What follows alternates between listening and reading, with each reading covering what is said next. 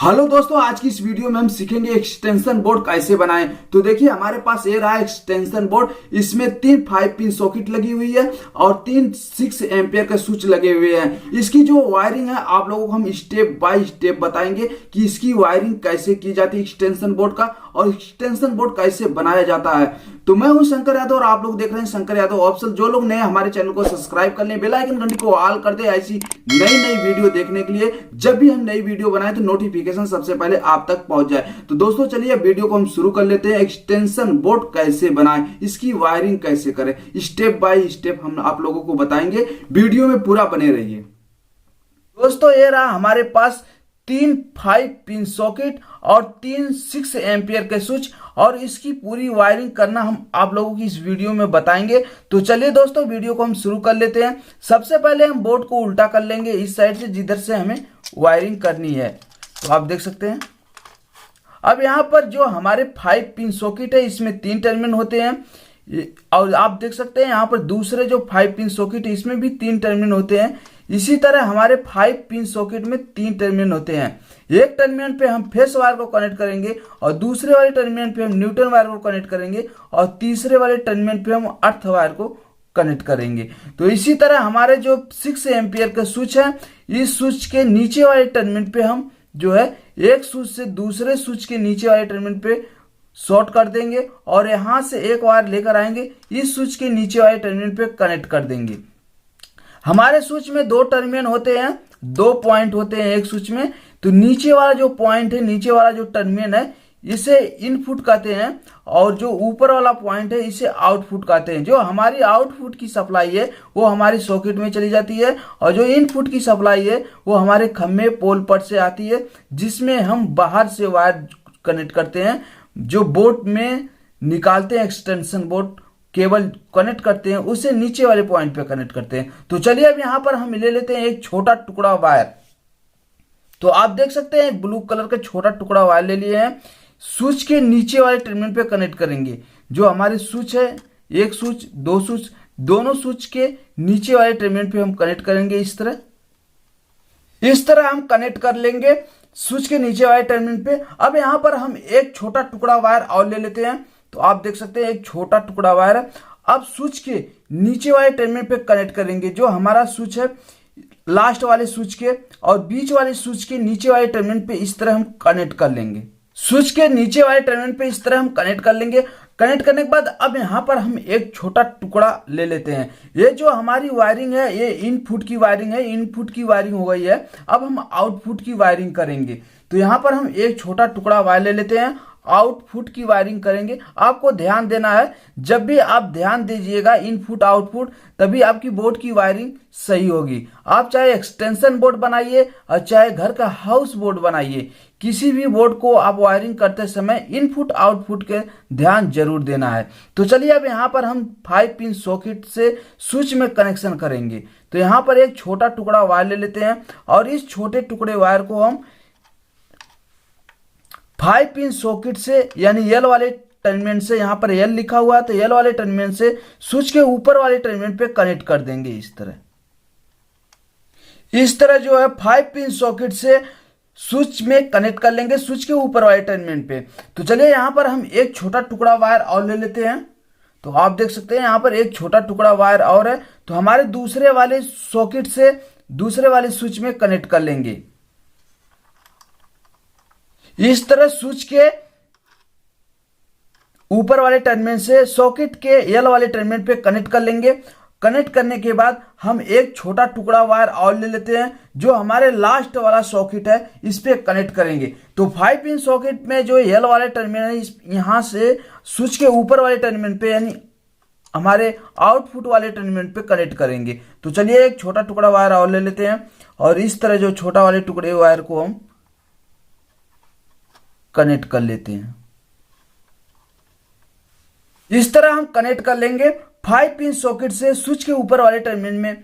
तो आप देख सकते हैं यहां पर हमारी जो इनपुट की वायरिंग है वो कंप्लीट हो गई है और आउटपुट की वायरिंग भी कंप्लीट हो गई है। आप देख सकते हैं यहां पर जो स्विच के ऊपर वाले टर्मिनल से लेके गए हैं 5 पिन सॉकेट में कनेक्ट कर दिए हैं फेस वायर को।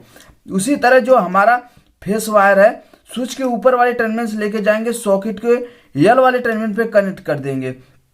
तीसरे वाले स्विच के ऊपर वाले टर्मिनल से लेके आए 5 पिन जो सॉकेट है, सॉकेट के एल वाले टर्मिनल पे फेस वायर कनेक्ट कर दिए हैं।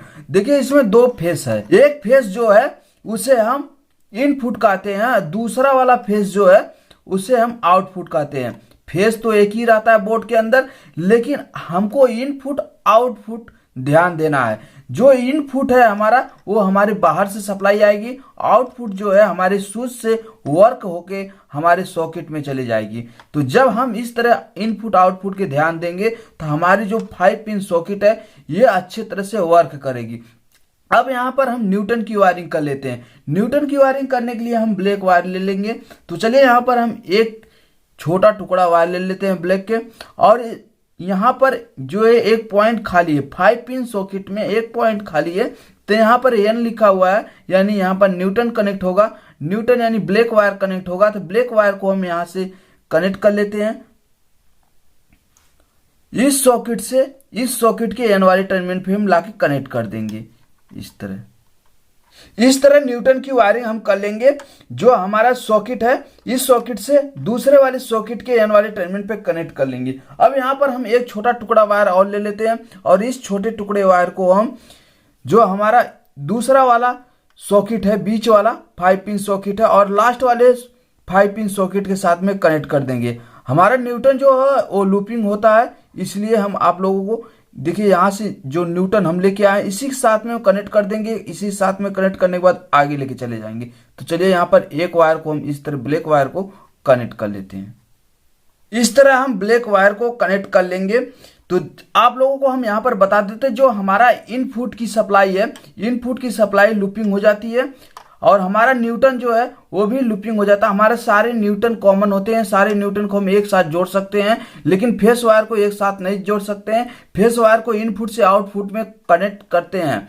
जैसे इनपुट से आउटपुट में कनेक्ट करते हैं तभी हमारा जो सॉकेट है वो वर्क करेगा। जैसे मान लीजिए कि यहाँ पर स्विच के ऊपर वाले टर्मिनल से हम ब्लू वायर लेकर गए हैं 5 पिन सॉकेट में, अगर एक वायर इस तरह कनेक्ट करने के बाद ब्लैक वायर को अगर हम न कनेक्ट करें तो हमारा जो है स्विच से वर्क 5 पिन सॉकेट नहीं करेगा। इसलिए हमारे जो सॉकेट में न्यूटन और फेस दोनों वायर आना चाहिए। स्विच का ध्यान देना है, स्विच में 2 टर्मिनल है। तो इस तरह हम वायरिंग कर लेंगे। तो फाइनली हमारे जो बोर्ड की वायरिंग हो गई है।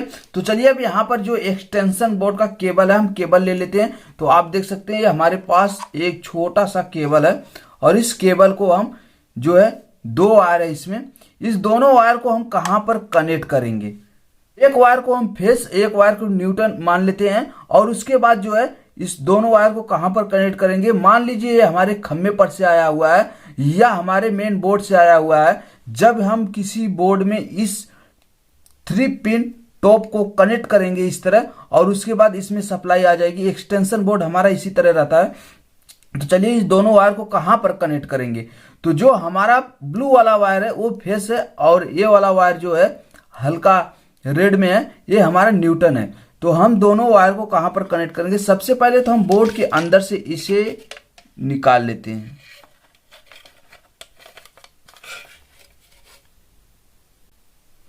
बोर्ड के अंदर से हम निकाल लिए। अब यहां पर हम आप लोगों को कनेक्शन करना बताएंगे। तो जो हमारा न्यूटन है, आप देख सकते हैं न्यूटन वायर जो ब्लैक वाला वायर है यहाँ पर हम कनेक्ट किए हुए हैं, यहाँ पर कनेक्ट किए हुए हैं, यहाँ पर कनेक्ट किए हुए हैं। 3 जगह हम कनेक्ट किए हुए हैं। आप तीनों जगह में से किसी एक जगह पे आप कनेक्ट कर सकते हैं। तो चलिए जो हमारा एक्सटेंशन बोर्ड है इसे न्यूटन वाला वायर जो है इस स्विच के एन वाले टर्मिनल पे हम यहाँ पर कनेक्ट कर देंगे। इस तरह न्यूटन वायर के साथ में एक वायर हम कनेक्ट कर देंगे। अब दूसरा वाला वायर जो है स्विच के नीचे वाले टर्मिनल पे कनेक्ट करेंगे जो हमारा इनपुट है। तो चलिए यहाँ पर जो हमारा स्विच है स्विच के नीचे वाले टर्मिनल पे कनेक्ट कर लेते हैं। आप किसी भी स्विच के साथ में कनेक्ट कर सकते हैं, बस स्विच के नीचे वाले टर्मिनल पे कनेक्ट करना है, इतना हमें ध्यान देना। तो चलिए अब इस वायर को हम इस स्विच के नीचे वाले टर्मिनल पे कनेक्ट कर लेते हैं। तो इस तरह हम स्विच के नीचे वाले टर्मिनल पे कनेक्ट कर देंगे। तो आप लोग देख सकते हैं यहाँ पर जो एक वायर है स्विच के नीचे वाले टर्मिनल पे यानी इनपुट पे हम कनेक्ट किए हुए हैं और दूसरा वाला वायर जो है ब्लैक वायर के साथ में कनेक्ट किए हुए हैं। तो इस तरह हमारा एक्सटेंशन बोर्ड की वायरिंग कंप्लीट हो गई है। तो आप लोग इसी तरह एक्सटेंशन बोर्ड की वायरिंग कर सकते हैं, वो भी आसान तरीके से अपने घर पे। तो चलिए इस बोर्ड को अब सीधा कर देते हैं। सीधा करने के बाद हम इसमें सप्लाई देंगे। सप्लाई देने के बाद चेक करेंगे कि इसकी जो है वायरिंग हम जो किए हैं वो सही से वर्क कर रहा है कि नहीं।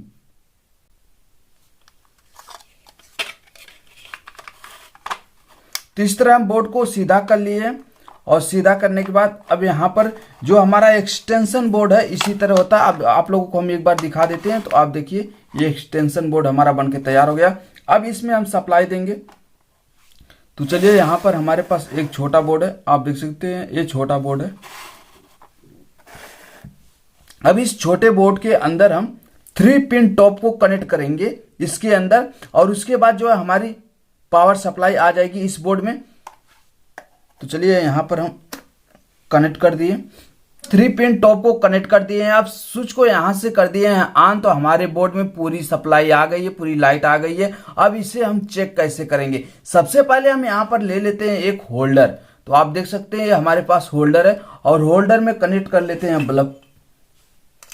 इस तरह हम बल्ब को कनेक्ट कर लेंगे। कनेक्ट करने के बाद 5 पिन सॉकेट है, 5 पिन सॉकेट को हम चेक करेंगे कि हमारे स्विच से 5 पिन सॉकेट जो वर्क कैसे करता है। तो चलिए अब यहां पर हम 5 पिन सॉकेट में होल्डर बल्ब को कनेक्ट कर लेते हैं।